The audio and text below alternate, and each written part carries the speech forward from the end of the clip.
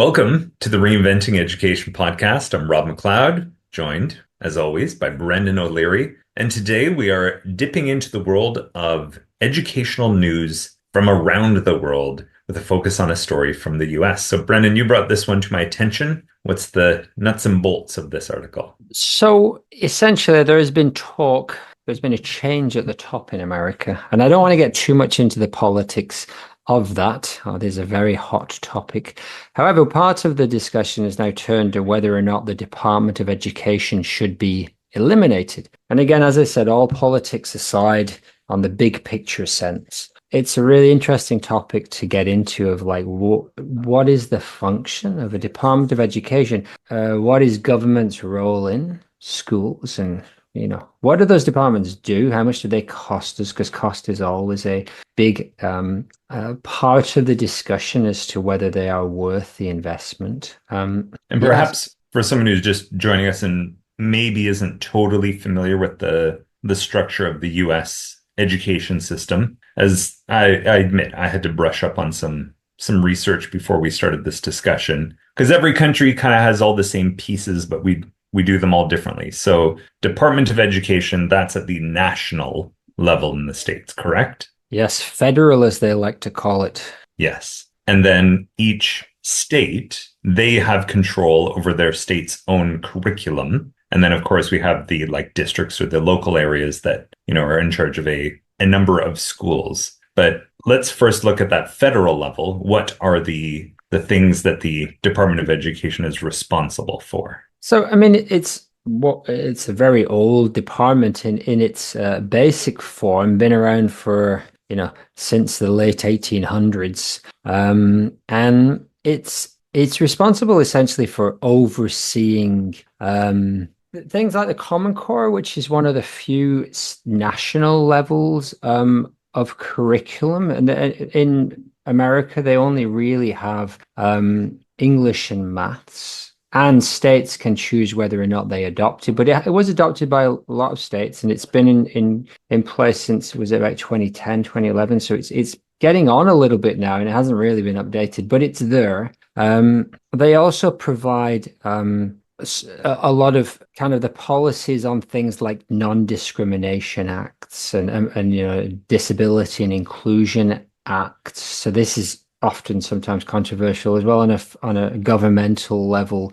kind of saying how students with disabilities should be included in the schools and so on, and gender to some degree. They provide a lot of federal aid, so a lot of grants and studies, and they kind of do a lot of data collection. That's a big part of what they're kind of looking into. And I'm using an article from Eyewitness News, ABC. It's one of the better ones that kind of sets out simply what they do, because I'm not American, I've never lived there, and I don't have a huge knowledge of exactly what they do. But this article does point out that the department states clearly that it does not develop school curriculum. It doesn't set requirements for enrollment or graduation. It doesn't accredit schools or universities.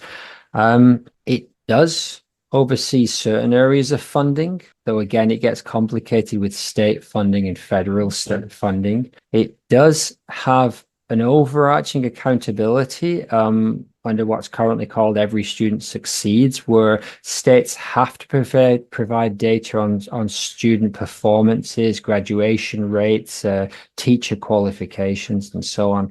So I guess if I compare it to England, we have the Department of Education, and maybe we can get into that in a moment, because it actually, we don't have states in the same sense. We're not a very big country, right? So it does the job of both of these things. So I guess the tussle, as with many things in the States politically, between states' rights and the federal. And this is kind of an interesting way to look at it of like, okay, so this government organization, it does give some legal requirements. It does collect some data. It does provide some federal funding.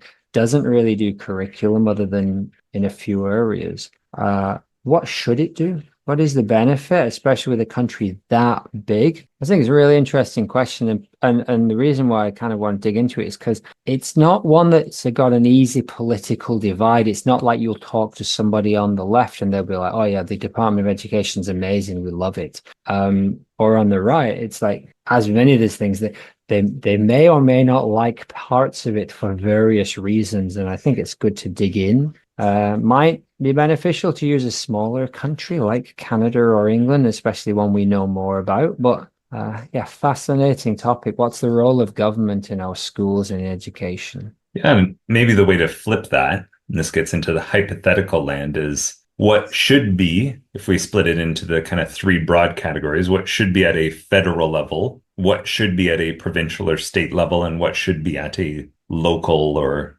county level. And it's an interesting one. Like who should have the autonomy, and the age-old question where you get into the value systems of who gets to decide who gets to decide. Yeah. So big one first off is who pays.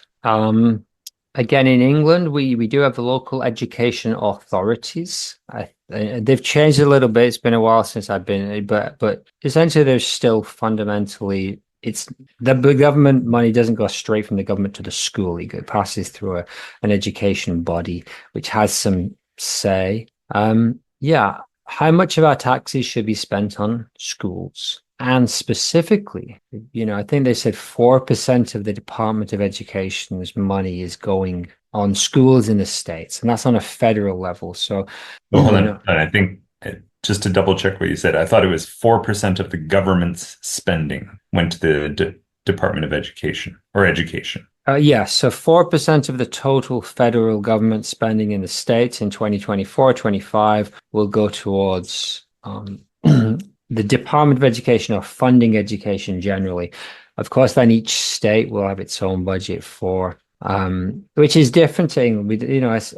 Our local authorities do have some autonomy over how they spend those money. I don't know enough about the budgets in those areas of how they kind of break that up. But it brings you back to the same question regardless. How much of the pie should we spend on schools? And like, what should that money be directed towards? Is it professional development of teachers? Is it better resources? Is it better facilities? And like you just said, who gets to decide those things? Yeah. How do you start to answer that question?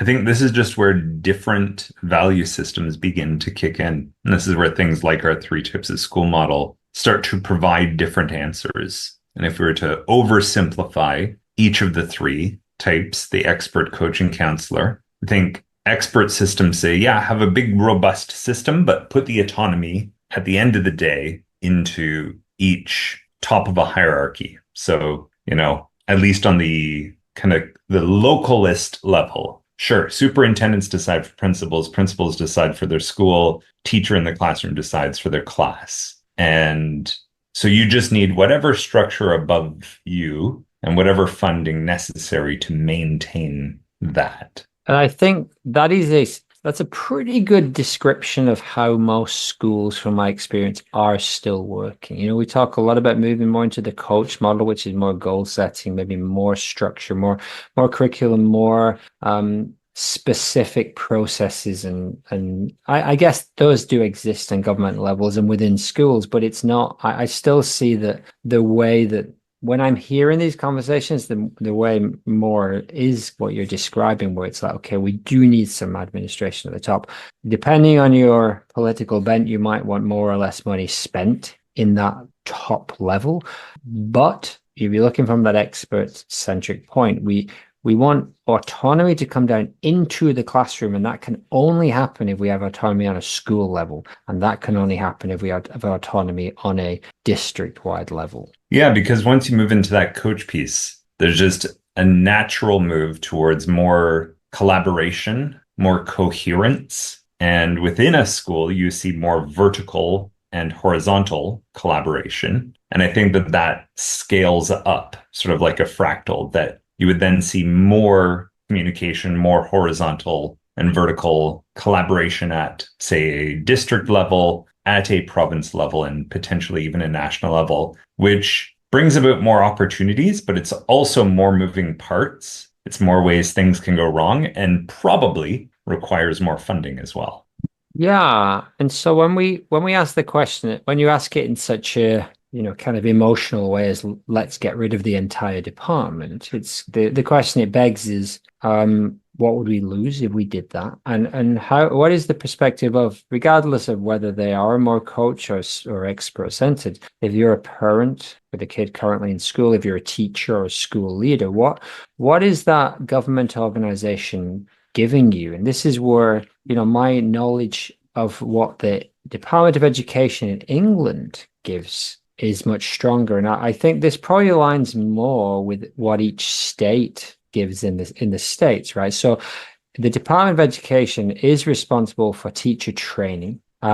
It's fully responsible for the teaching and learning, as in the government inspectors Ofsted are coming in and they are liaising with your local authority and they're writing the national curriculum, which you don't have to follow to the letter, but the standardized tests that we're going to use, especially in English and maths, and all your GCSEs when you get to 16 and your A levels at 18 and other things like that, they're all written. They're not written by the government, but only certain accrediting bodies can write them, and they liaise with the government. They have to get the government's kind of blessing in whatever way that looks like currently.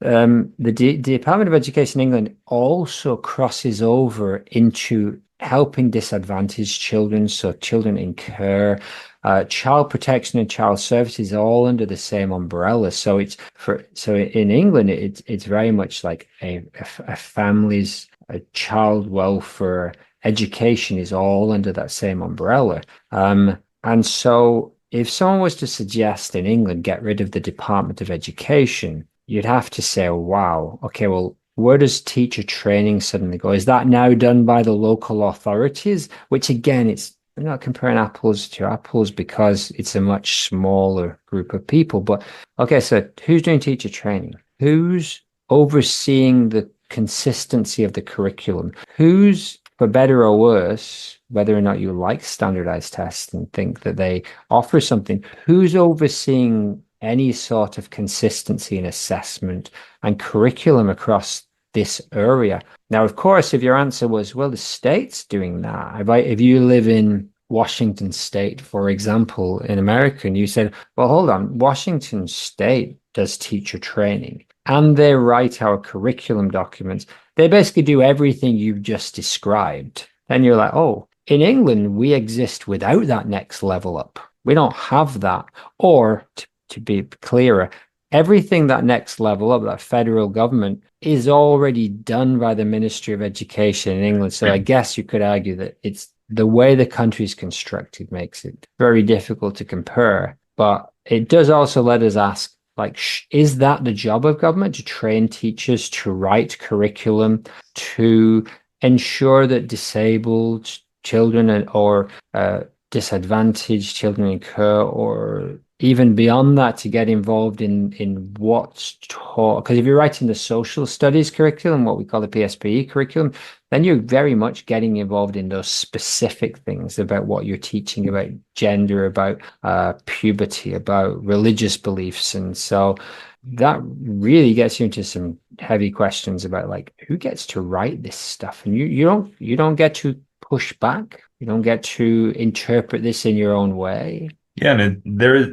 especially with the social studies curriculum, like when I think of what constitutes social studies in Ontario, social studies is kind of like the amalgamation of like the social sciences with some history, with a bit of biology, a bit of everything. And I think there's a spectrum or some kind of line here of like, you want things to also be somewhat customized to your local context. And you want some things that are the same for everybody. And social studies could be a good example, in a place like Canada with the dramatically different climates, back to our kind of old joke about like the German curriculum, like, well, if you need to know 10 trees, is it better to know the 10 trees you're surrounded by or the 10 trees that you might not see for the rest of your life because they're on the other side, of this giant country that's 10 days drive away from you, type of a thing. So, yeah. I guess there are a few more questions, and perhaps, I'm not really helping with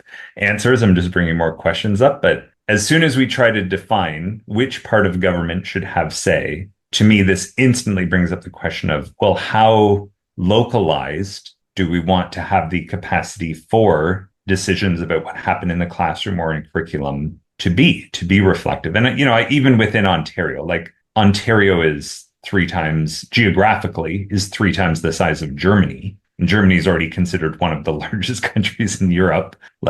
Ontario has hyper metropolitan Toronto and also has northern fly-in communities where there are no roads, and the only way to access these communities are either by airplane or to take boats when the water is not frozen over. And the idea that, hey, you're an Ontario student. Well, the student in downtown Toronto and the student in, a 24-hour drive away community that you can't even drive to because there are no roads would receive the exact same content of education and it be meaningful or connect to their daily lives in some authentic way always seems a tad absurd. And that brings about this idea of like, well, how much can we customize depending on the experience and what is the thing we want everyone to encounter? But you kind of thinking of that in the abstract is really big. It gets right romantic, like, give us back the power to write our own curriculum. It's a really big task, very messy. Well, the middle road is Germany, which is interesting, which I only learned after I left Germany, which is Germany provides each school. I'm oversimplifying this a bit, but basically Germany hands a school a half-finished curriculum and says, here's what you have to do. And the other half is up to you as a school, as at the school level, to write as you see fit. Yeah. I mean, getting into some interesting questions there because, when I was there, I did a lot of reading on the German curriculum, as I know you did as well. We spent a lot of time the preamble was so wonderfully moving towards what we call counselor centered. It's kind of span between the coach centered, the counselor centered, what you might think of as progressive. So lots of child centered, lots of inquiry based. What was interesting is the implementation didn't always follow that way. So it was like, you're going to fill in the second half, or you're going to add to this curriculum document. But because of the autonomy we're giving you, it's going to be implemented in a massively different way either as well. So what was interesting there is, we look at the expert-centered approach that says autonomy to add to my curriculum documents, autonomy to teach whatever is right within my class and assess it in the way that is seen fit. So there's a high level of autonomy. So teachers teaching in the classroom next to each other might be interpreting that curriculum in very, very different ways. And of course, that's where the coach-centered approach comes in to say, whoa, let's put a little bit more checks and balances in it. So, let's say you've got an awesome teacher in Germany, they're interpreting that curriculum in their own way. That is then, if that works for you, that is just so awesome. And if you're able to get it together and say, oh, well, what else should go on our curriculum? Often, though, we do see in the expert-centered approach that there's not as much writing down. It's maybe not as specific as that. And, the drawback there might be that you have a unarticulated curriculum. Somebody comes in, and this is where I get into the role of standardized testing or the role of assessment on a governmental level. If you're teaching something radically different to the school down the street, even it's like what that standardized test will do very quickly is bring you back into line, because the first thing you're going to be like, wow, if we don't study this, this, and this, and this, we're not going to be able to get that data on those tests. And that's going to have an impact on many things, including funding or government oversight and things like that. So it's like a wag the dog situation, and so I would say when I was working in England, I felt like, oh, actually, the English national curriculum is quite open, quite conceptual. There's lots of big ideas, and there's not a lot of specific facts that you have to memorize. It's actually pretty well designed in science and social studies and all that. But when you get to the end of grade 5, year 6, we're going to do this standardized test on science, and if you don't pass that, there's some pretty bad knock-on effects for your school, in that we're going to be kind of like really looking at how you're planning and implementing. Now, your planning and implementing of science could be really good, but if you're not doing the stuff and practicing the skills that's on that test, you're not going to pass it. And that goes even more so for maths and things that are arguably more mechanistic in some ways. So it's like, all right, so we got that tussle between the autonomy and how you interpret that both the counsellor-centered and the expert-centered really value and really want to be able to get down to like, this is what's really meaningful to my students, or get to the counselor approach, really meaningful to you as a student. And then, oh, standardized tests coming around. And I guess the other thing is that it's maybe almost inevitable in our current understanding of assessment that that's how we're going to assess. And then that has a knock-on effect. If the government, the same body that is in charge of taxes, the same body that's in charge of global finance, of immigration, of development of business and industry, they're also got education in their same area. You could argue, and this is what I think is the case, is that it's going to be pulled into that same area of, can you evidence that you're succeeding in your goals? And standardized tests is one of the ways we do that. So the government then directs its funding towards standardized testing, puts the results of the standardized test in a table, and if you come at the top of that, then you're the best school. It doesn't take long to see how that would come into massive conflict with the idea of autonomy for a teacher. So yeah, you're almost just setting up those like, oh, you're a school that really values autonomy and wants your teachers to work with your kids to work out what's going to interpret the curriculum. Well, you can do that all day long, but if they don't pass this standardized test, not only is there going to be consequences for your school, but the political narrative is going to be that you're letting these kids down. And of course, if you can't get a job without that piece of paper, you actually are letting those kids down. But instead of saying, oh, actually, maybe it's the system that's requiring that piece of paper that's based on a set of standardized tests that don't connect to my kids' lives in any way or give them the skills they need, that might be the problem. And I think Brendan, you're getting too radical. That's at the crux of, I guess, why I was interested in this problem. So if I look at a teacher with autonomy who's doing a great job and a government body that's overseeing and also doing a great job, totally possible. Are they inevitably going to clash, or is there a way that, I'm an optimist, is there a way that schools and teachers can have that autonomy while governmental bodies can have the oversight that they're working together? They're not at loggerheads. Yeah, and I'll try and bring Canada and its structure to compare and contrast here. I perhaps this is the coach-centered values in me coming through, but to me, like the real question is just like, well, we can split up whatever responsibilities between whichever level of government, but let's just do it in a way that's most effective. Like, what is the most efficient and effective one? Are there some things like, say, certifying teachers? If we do that at the national level, does that save everyone having to reinvent the wheel for their own state and province? Then sure, let's do that. Do we want funding to be done at that level or on the provincial level? And again, not that any of these have a quick and easy yes or no, or even just a general consensus, but I think that's the real level to look at is, especially if dollars and cents at the end of the day, or euros and pounds are the things that, ultimately drive a lot of these decisions, which things are better to do at a federal level or a provincial level or local level. So in Canada, it is somewhat interesting. Someone correct me if I'm off here, but basically provinces and territories, because we have the 10 provinces and 3 territories in Canada, they have full responsibility. Each province and territory for itself has its own complete autonomy for curriculum standards, certifying teachers, determining funding, establishing policies, even for private and homeschooling.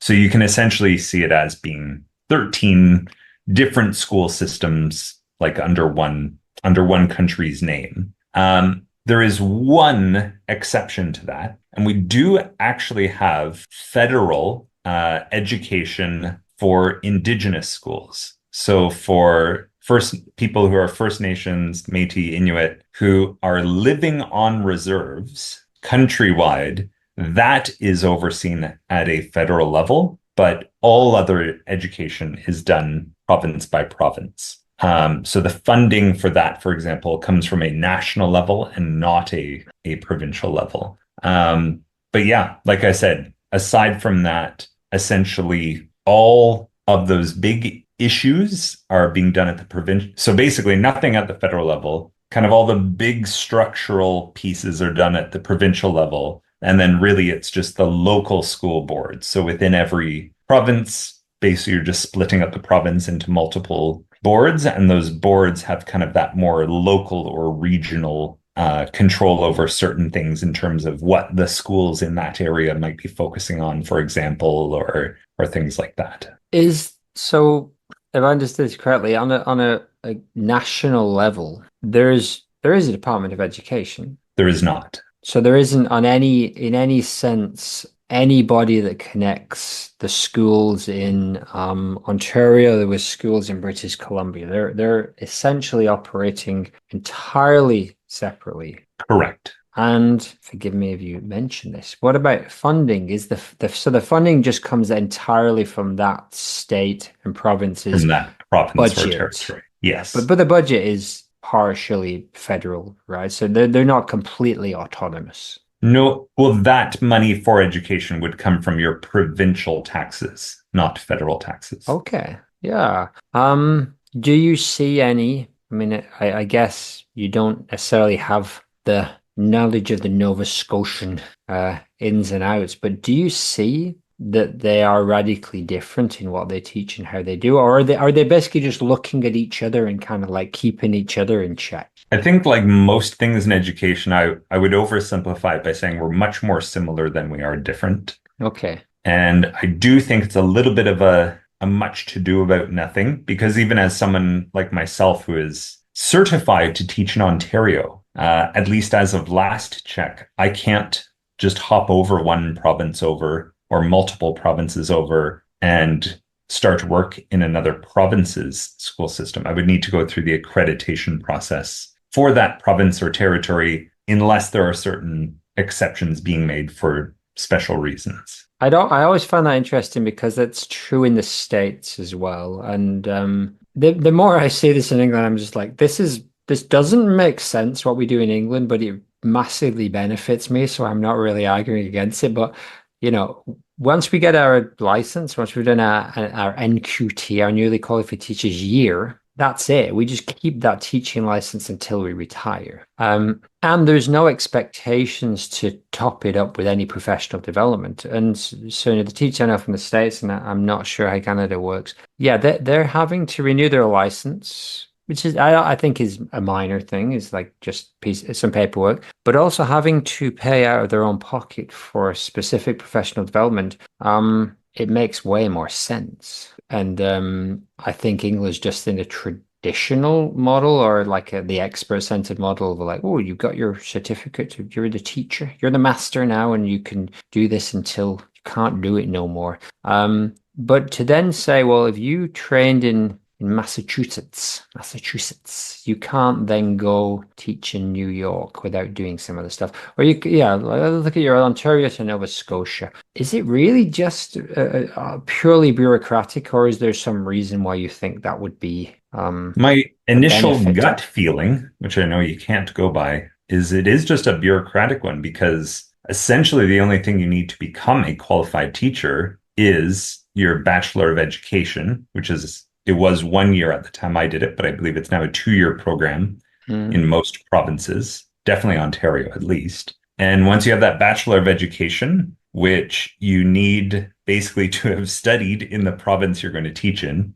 So I had to go to an Ontario university for my Bachelor of Education. And then once you have that, you pay basically $200 to be a registered member of the Ontario Teachers College. And that's an interesting one, because you need to pay roughly $200 a year each year to keep your membership, which you need in order to apply for jobs, although not keep jobs, which is interesting, but you need it to apply for jobs. And basically, that's the bureaucratic piece that's saying you're allowed to teach in Ontario. And I'm sure a few things have changed in the 16 years or so from the time I got my qualifications there. I have looked at it into it within the last year to see if I could teach in other provinces in Ontario. And basically, it seemed to be different things for different provinces. But the short answer was like, no, no, no, you need to get another Bachelor of Education in this other, like you're going to have to go back to get the same education, but now just at a university in that province in order to be able to teach in their province, which seems pretty bizarre. It's bizarre. I think we've done a little bit of a rabbit hole detour there, but an interesting one. And I guess it just brings us back to the idea of like on if we play the veil of ignorance kind of experiment that I think I've talked about before, where you design a thing without knowing what part you will play in that thing. So you design, let's design a school system where you don't know if you're going to be the head teacher or a student or the, local government officer or the, member of parliament, as we call them in England. So whether you're a local and national politician, is that possible? Is it possible to create that, or are we just going to hit the same thing we always hit? It was like, well, in our model, an expert and a coach and a counselor would just design those three things radically different. And, I always go back to the conversation we had with the guy from Stanford. You remember his name? Big time guy. He was the professor at Stanford that we talked about and that we interviewed. The accreditation hoops. Yeah, well, basically, he was saying that, this beast is just a compromise. The function of school. David Labrie, his name was, yeah. So,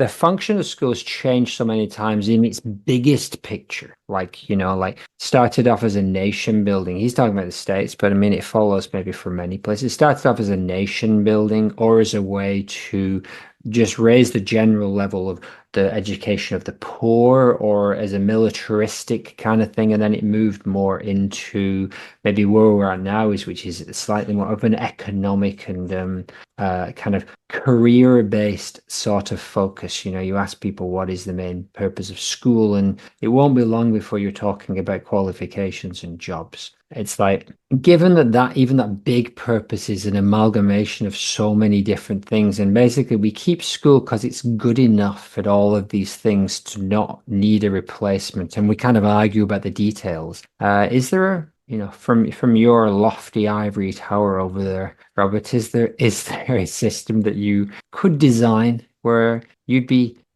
we'd make most people relatively happy regardless of what place they played in it? I need to sit down with a legal pad and give me an afternoon with a coffee to sort that out, Brennan. Off the top of my head, no. Off the top of your head, no. Why? Just because those three, even simplifying the model to just three approaches are so radically different in everything they want? Yes. And I think I would just have to sit down and start doing some brainstorming, like a football coach, imagining the play you'd have to pull off to have all three of those satisfied enough, the expert, the coach, and the counselor, and to shift towards some kind of a facilitator approach that would either try to encourage everyone involved to be a little bit more of all three, or move in a direction that would give places some autonomy to do one of those three well. That's my initial inkling if I'm trying to put our ideas from the podcast into play here. Let me flip it to this way then. Regardless of which approach you're taking, is a government level which is covering tens or hundreds of millions of people ever possible in any of those approaches? Is it likely to be a good or the best approach in any of them, expert, coach, or counselor? I mean, we're already saying the expert and the counselor, no, straight up, because the level of autonomy required is like, by the time it gets to government level, there's no way you can give that autonomy to 150, 200 million people. Which I haven't brought up Japan yet. I'll come into Japan in a second. But yeah, the short answer is no in terms of if you're an expert-centered or a counselor-centered. Just level of autonomy, I can't imagine that they would basically have to do almost nothing because the amount of difference in those schools in every single way they're interpreting to allow that autonomy in the classroom, like 10 levels down from the government level. So let me make it easy for you in a more coach-centered approach where we're interested in achievable goals and measuring our progress and being very clear and transparent and having oversight. Does government oversight or government lead make sense there? Yeah, but again, at the risk of sounding like I'm trying to get out of answering it, I think it comes down to in what areas. Like something like funding equity, probably. But in terms of the nuts and bolts of how those things operate, don't think I've got a great answer for you off the top of my head. Oh, Larry, what would you say? I would pretty much agree with you that it's like, okay, well, the budgeting maybe on some level makes sense. They can kind of, as long as they're liaising and working with the local education authorities or provinces and school boards, they may add a level of balance that could kick you out of whack. One of the first things I think about is that states and even countries sometimes go bankrupt. And it's like, isn't education just obviously going to suffer if all of your money and all of your autonomy, all of your oversight is coming on a state level or a district level, and that district no longer has money? That is, you would imagine, less likely to happen on a government level where somebody hopefully is balancing those numbers with a little bit more oversight to say, okay, well, clearly these areas of the country might benefit. Now, politically, yeah, is that ever going to happen? There's no neutral. The government, the Department of Education is not neutral in that sense. You're not going to, oh, Wigan, that's an area that might benefit from some more investment in education. Just fire all this money towards it. It's like, no, that's clearly not going to happen. But, are they in a better position to do that if there is that at least some semblance of balance on a governmental level? That's kind of where I go to those areas to be like, funding now, giving more autonomy with what you do with it, or, having, this is where action plans and development plans come in to be like, hey, we'll give you this money, but you got to tell us what you're going to do with it and how you're going to use it, which again is a very coach-centered approach and might not sit well with a more progressive counselor-centered or traditional expert-centered. But okay, say we are on board with this. Yeah, that kind of makes sense. Teacher training to a large degree, knowing that we don't know across an entire state, province, even city, the kids are going to be so wildly different in their needs. Are we going to do a better job at training across our state than we are on a national level? I don't know. There's but it does seem to me that you could get the same training in Birmingham, Manchester, Glasgow, and then move to another city. And culture aside, you probably can use your teaching skills and get the knowledge of the details of the curriculum fairly quickly. That's kind of like, for me, it makes sense that as a teacher who's taught in international education and in state education, it's like, yeah, that was never, the culture was always the challenge. It wasn't working out which page of the curriculum document I was working from. It's like, that's not the challenge. So yeah, maybe teach training, funding. Then you get down to like what's specifically in those curriculum documents. Like, yeah, I mean, like, how do you even start there? Whatever level you're working on, where do you start from? Like, what are the things that we need to know that we're going to keep coming back to? And it's like, yeah, you can make a list of 10 things as we've done. That's the activity we like, write down 10 things that everyone needs to know. So like that for me, the curriculum side of like, and also the teaching models of how it's taught, whether you're doing more direct lecture style instruction or doing, piecemeal lessons that all add together, or whether it's more project based, inquiry based. Yeah, those are questions that I think probably are better answered in individual schools or small clusters of schools to be like, okay, well, what are we teaching and how are we teaching it? And that's one of the parts where if too many people are involved in that, I can't imagine that you would be able to connect with the individuals that you're teaching very easily. And that's where, so a national curriculum, fair enough. But the more and more you add in it, the less and less space you have for trying to for trying to meet the needs of your students. It's interesting that the national curriculum in England came from the Labour Party and from the left, and from my understanding, it was a way of making sure that all students across the country received a quality level of education. And similarly, like the No Child Left Behind in the States came, although I think it did come from a Republican side, but seemed to be a similar kind of thing, to be like, we just need to make sure that there's a basic level of education given to everybody. But why and how and what that looks like and how we're measuring it is where you start to get into some real tricky stuff. So I know it's easy to say, well, it's better for schools and local authorities to have control over what is taught and how it's taught. But then how do you make sure that there is an oversight on that means that quality education is being done? And I think that's always a push and pull. But I'd say that's the area where I can't really see the government would be in a better position than like teacher, school, district, local authority, city, state. It's like surely at some point they have less and less connection to the individuals in the classroom, and therefore less and less universal things that would apply to everyone. Yeah, and that's interesting you mentioned city there. And also, I still want to hear about some insight from Japan before we wrap up today. But I'd had this conversation talking with a friend of mine who's back in the German state system. And when we were discussing what a school district, like in Ontario, which basically be like, just kind of like cut up the map into a bunch of different areas and be like, yeah, these 12 towns make up this county, this school board and that school board. What was interesting was my German friend was actually shocked, like, okay, but what's done at the town or the city level? I was like, oh, nothing. Like the town's not involved. And I was actually quite shocked. I had not heard of this before, that at least in the state my friend is in Germany, it is actually the town's responsibility to supply the school with administration staff. So, for example, your Hausmeister, sort of your custodial staff, your office staff, even I think librarian, I'm not 100% on that one, but that basically anyone who had a non-teaching position or non-leadership position in the school, that's actually funded by the town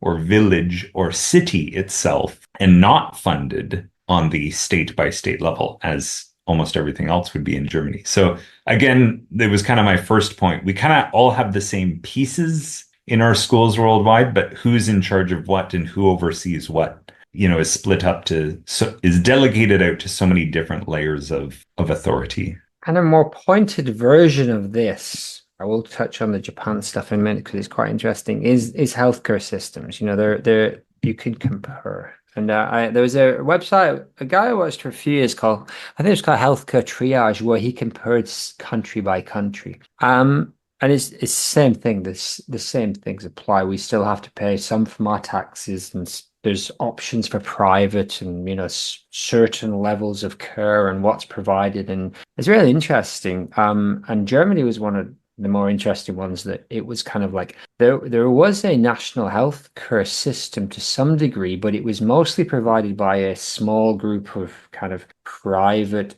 companies that were accredited by the government. There was only a certain number of them, so there wasn't really a healthcare system in that sense. And there was just a lot of, you had to be accepted as one of these insurers, and then you had to follow these very strict government guidelines. But on top of that, you could add all of these additional private options. So it was like, whereas in England, if in the NHS, regardless of how you feel about it, it is free. Regardless of what you need, you will get that care. If you want to go private, you do generally have to go outside of that and sign up for a private insurance company, which is not that common currently in England. And there's no real in between. And then obviously we know a lot about, things like the States, where it's very private insurance kind of led, but they do have things like Medicare, but generally are for older people or low incomes or areas like that. This kind of, I really like that German approach. And this is, I guess, my way of saying that blended model might be the one. It's a cop out, right? Oh, just just get a good balance. But what I saw there was like, hey, this healthcare is taken care of. If I go to the doctors in Germany, I'm going to get in and I'm going to see them, and I'm not going to pay very much unless I want to. And there's very specific things that I can do to get more care. And they're very clear on what you pay for. And the dentist was the obvious one. The dentist will be like, oh, we've got a public one over here that charges at the government rate and use your regular insurance. And then we got this more private one, which still does all the governmental stuff, but will literally charge you more and tell you how much more. So it'll be like, oh, you want a filling? It's twice as much. And on your bill, it will literally say, here's the government fee multiplied by 2. Here's how much you're paying you. And it's like, I mean, that's wildly transparent. And it's like, we are going to charge you twice as much for this same service, but we're going to do it better or whatever their justification. It's like, yeah, sure, we might not get to that in education, but it's kind of like, okay, well, there's private schools that offer these things, there's state schools that offer these things. We've done charter schools that try and kind of maybe have more of a business model, or they've got more specific aims and goals. And maybe it is more of that kind of a little bit more choice in what you're trying to get. There's a lot of people jostling to get kids into specific schools in specific areas, but there's not a lot of talk of like, okay, well, what is the product? This is a very business way to approach it, but what am I actually paying my taxes for? Or if it's a private, what am I paying for? Whereas, it's like if you want to get more than the school's offering in England, you can hire a tutor, or in Japan, cram schools are very, very popular. But they're outside the school. There isn't this hybrid model where you can be like, oh, maybe there's a way for us to give your particular child more. You could argue that it's done via funding and via like ILPs and support plans and things like that. But that's definitely still in-house, and you're not making that decision as a parent. So it's I'm off on a little bit of a tangent here, but I do see a third way that is more about people, the kids, than the parents in that system knowing a little bit more what they're looking for and having a little bit more control over what that looks like. But being confident that, like, if you go to a counselor centered school, you're not throwing away your kid's future. It's like, no, this is still a clear pathway for your kid. Or you go to a more expert centered. And we don't really have that conversation in education in school. It's like, you go to this school and that's what you get. And you might pay for it as a private school, or it might be a state school. And that school might be better than another one. And again, it's hard to define what that means. But you go to that place and then you get that. And maybe that's where things like government and different levels come in to offer different services and different educational opportunities. And that can look more expert or more counselor or more coach centered. Thank you for indulging my wild and vague flight of fancy about a third way. But Japan, as I promised before we finish up, so one of the more interesting things about Japan, and it is a kind of more traditional expert leaning, but it's also very much it's test centered. I think we've talked about this before, but they're not necessarily national tests. It's still the case if you do these tests, and they're entrance exams for specific schools and things like that. So, but MEXT, which is the government agency, the Ministry of Education, Culture, Sports, Science and Technology, they do have quite a lot of say over specifically textbooks, which is very interesting. So, textbooks in England, they're not necessarily, in fact, they're very much out of favor. We can use them as a resource, but they're not something that you're using at the core of all of your lessons. Whereas in Japan, they are still the core of the majority of lessons in the mainstream school, state school. I'm not working in those type of schools, but I think I have enough experience to say that they are still the main way that things are taught. What is interesting is that the process for selecting those textbooks is very heavily vetted by the government. So in all of those subjects, so MEXT will provide a curriculum document, which can be interpreted in different prefectures. So there's, I think, 47 prefectures, and they'll all interpret that in their own way, but they all have essentially the same MEXT curriculum documents. Local education boards will choose the textbooks, but they have to choose them from a list of government authorized textbooks. And this is quite well known about Japan, I think, but it often comes up in the news, and especially when you get historical kind of, controversial historical points or societal points. So it can take several years for the government to, okay this textbook. And then that textbook goes to the local authority. And then all of the schools in that area will be using that textbook. I mean, we've never had anything like that in England. And I think we would balk at the fact of government not only writing your national curriculum, but also giving you the textbooks, which essentially then means they're telling you what to teach. And given that it's quite a traditional, what we might call chalk and talk system as well, you're teaching in this way, and you're teaching this specifically in this textbook.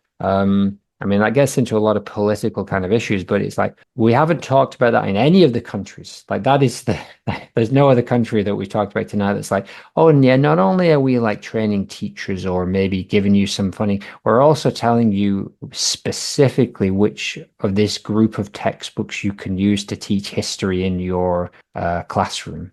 Maybe a level of oversight that the English might push back against a little. Not sure about the Americans or the The Ohio, resource level, that's an interesting one, where you say you have to use these resources. especially when it's a resource that is specific. It's not like, oh, here's a bunch of kind of like writing frames or organizers that you can use to like organize your thoughts. It's like, no, You need to use test tubes in chemistry class. yeah, you need to use this particular set of paragraphs about this particular geographical or historical thing, and then these questions based on it. Like that's really quite specific there. And obviously would engender a consistency across, assuming that this was taken on board by good students and, internalized. We want to go back to this idea of nation building of one of the things. It's like, okay, well, wherever you're studying in this country, you're going to be studying more or less the same thing. But yeah, that gets into national culture and politics, and I'm by no means saying that this is a bad thing. I'm just saying that we've never had this in England. I think if government moved towards that direction, it's unlikely to be very well received. Thanks, Brennan. We did it, Rob. We cracked in only 57 minutes, and no doubt putting our foot in our mouth several times. We cracked the problem of whether or not we should have federal and governmental levels of oversight in education. Yeah, we've come to the clear conclusion that we don't have any clear conclusions. Yes, and it's no. Context dependent. Yes, very much. But I enjoy the ramble chat. I hope listeners out there got something out of it too. Tell us what you think. Why don't you? Yeah, we'd be interested to hear from people. Are there things that we've said and just kind of dismissed or promoted here that don't sit with you? Send us an email at Reinventing Education Podcast, all one word, @gmail.com. And of course, there's many areas we didn't touch on for maybe they were too hot topics, or maybe they just weren't central in our minds. So yeah, what did we miss? What should we have, what foot should we have put our mouth in? All righty. Thanks, Brennan. Thanks, bye.